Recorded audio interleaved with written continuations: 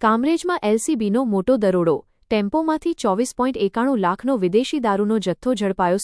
સુરત ગ્રામ્ય એલસીબીએ કામરેજ તાલુકાના હલ્દ્રુ ગામની હદમાં મુંબઈ-દિલ્હી નેશનલ એક્સપ્રેસ વે પર મોટી કાર્યવાહી કરી ટેમ્પોમાં પ્લાસ્ટિક અને લાકડાની પ્લેટોની આડમાં છુપાવીને લઈ જવાતો વિદેશી દારૂનો જથ્થો ઝડપી પાડ્યો છે.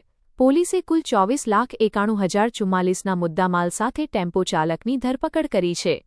પોલીસ મહાનિરીક્ષક પ્રેમવીરસિંહ તથા સુરત ગ્રામ્ય પોલીસ અધિક્ષક રાજેશ ગડિયાના માર્ગદર્શન હેઠળ પ્રોહિબિશન સામે ચાલી રહેલી ઝુંબેશ દરમિયાન એલસીબીના પોલીસ ઇન્સ્પેક્ટર એનજી પાંચાણીના નેતૃત્વમાં ટીમ પેટ્રોલિંગમાં હતી.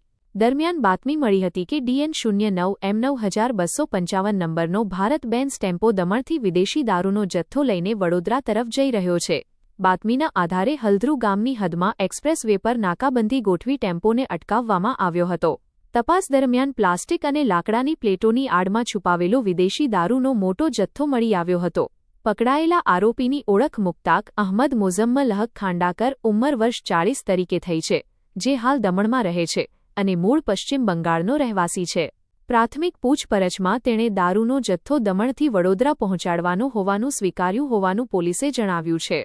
પોલીસે આરોપી પાસેથી 8,484 બોટલ ટીન વિદેશી દારૂ, કિંમત 14,72,544, ટેમ્પો 10 લાખ રૂપિયા, મોબાઈલ ફોન, રોકડ રકમ તથા અન્ય સામાન સહિત કુલ 24,91,044નો મુદ્દામાલ કબજે કર્યો છે. આ કેસમાં દમણથી દારૂ ભરાવનાર, ટેમ્પો આપનાર અને વડોદરામાં માલ સ્વીકારનાર સહિત 4 શખ્સોને વોન્ટેડ જાહેર કરવામાં આવ્યા છે.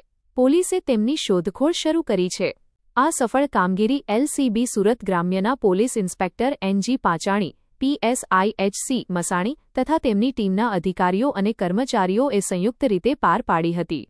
HX24 ન્યૂઝ ગુજરાતી સાથે બ્યુરો રિપોર્ટ.